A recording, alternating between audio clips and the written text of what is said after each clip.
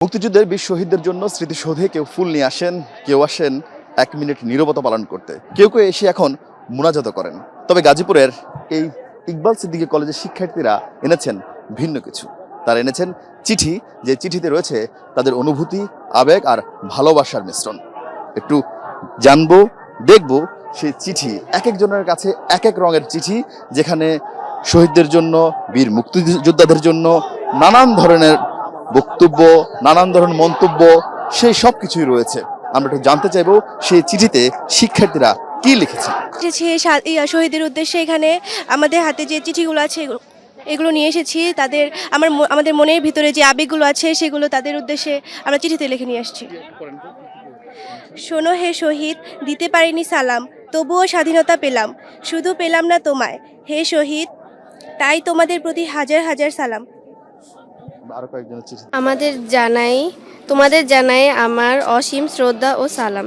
তোমরা ও আমাদের তরুণ প্রাণ দেশের জন্য বিসর্জন দিয়েছ। তোমাদের এই ত্যাগ আমাদের মাথা উঁচু করে বাঁচাতে শিখিয়েছে। তোমাদের জন্য আমরা স্বাধীন দেশ পেয়েছি। তোমাদের রক্তের বিনিময়ে অর্জিত এই স্বাধীনতা আমরা কোনোভাবেই ব্যর্থ হতে দেব না।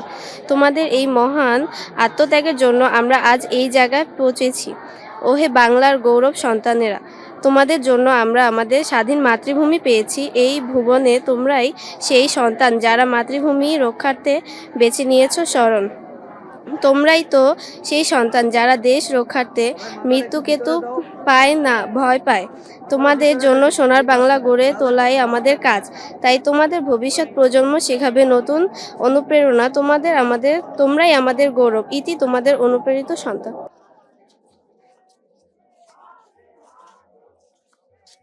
শহীদদের স্মরণ করেই আমরা ওদের জন্য কিছু চিঠি লিখেছি, এর জন্য ওনাদের প্রতি শ্রদ্ধার জন্য। আমরা নিজেদের মনের ভাষায় থেকে লিখেছি, কারণ আজকে স্বাধীনতা দিবস আর আমরা শহীদদের প্রতি শ্রদ্ধাঞ্জলি দেওয়ার জন্যই চিঠি এবং এখানে উপস্থিত হয়েছি। বিজয় দিবস ২৬শে মার্চ মহান স্বাধীনতা দিবস উপলক্ষে স্মৃতিসৌধে শহীদের প্রতি ফুল দিয়ে শ্রদ্ধা জানাতে দল সংগঠনের পাশাপাশি স্কুল, কলেজের ও বিশ্ববিদ্যালয়ের শিক্ষার্থীদের থাকি সরব উৎপত্তি। স্বাধীনতা দিবসে মুক্তিযুদ্ধে বীর শহীদের প্রতি শ্রদ্ধা, দেশের মানুষের দোয়া ও শ্রদ্ধা জানায়।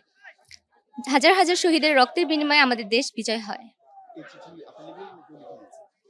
আমাদের সবার পক্ষ থেকে না, মানে আমরা সবাই দিয়েছি, কিন্তু এক একজনের লেখা এক একজনের কাছে আর কি।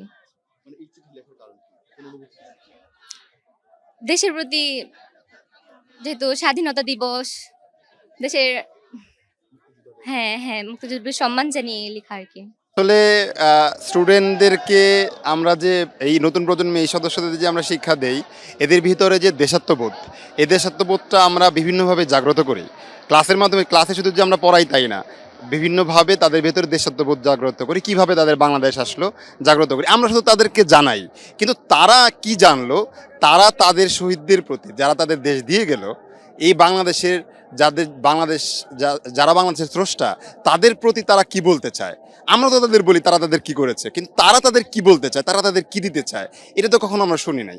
তো আমরা এটা করেছি, ওদের চিঠিগুলো অ্যাকচুয়ালি লিখেছে ওরা হচ্ছে শহীদদের উদ্দেশ্যে, কিন্তু চিঠিগুলো আমরা পড়ে আমরা আবেগ আপ্লুত হয়েছি। সবাই, একদম এভরিওয়ান, আমাদের প্রায় 600 স্টুডেন্ট, সবাই, one part of our students এখানে আসছে, সবাই আসে নাই। তো আমরা চিঠিগুলো নিয়ে এসেছি শহীদদের উদ্দেশ্যে, যেহেতু লিখেছে, আর এইটাই শহীদদেরকে রিপ্রেজেন্টেটিভ করে, শহীদ মিনার, জাতীয় স্মৃতিসৌধ, এর জন্য আমরা এটা এখানে ওদেরকে নিয়ে এসেছি। একটা মিনার যেহেতু শহীদদের উদ্দেশ্যে তৈরি করা হয়েছে।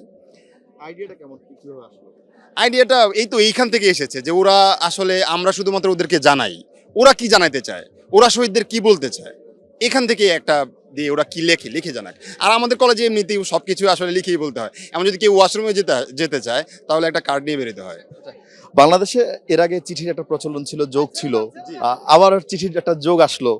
এটা কি একটু নস্টালজিক হয়ে যাচ্ছেন কিনা? না, নস্টালজিক হওয়ার কিছু না। আসলে চিঠি তো আসলে আমাদের একটা ঐতিহ্য ছিল, এখনো চিঠি হয়, সেটা হচ্ছে ইলেকট্রনিক চিঠি এখনো আছে, কিন্তু এইটা আসলে একটা উড়ো চিঠি। এটা চিঠি আমরা উড়াই দিয়ে যাবো কিছুক্ষণের মধ্যে। আসলে ওই ঐতিহ্য যদি আপনি ধরেন বলতে পারেন, কিন্তু আমরা ওখান থেকে, মানে ওই আইডিয়া থেকে, আমাদের নস্টালজিক কোনো আইডিয়া থেকে আমরা এটা নিই। আমরা জাস্ট ওরা শহীদদেরকে কি বলতে চায় বা বাংলাদেশকে ওরা কি বলতে চায়, আমরা সেই নতুন প্রজন্মের বাচ্চাদের কাছ থেকে আসলে শুনতে চেয়েছি।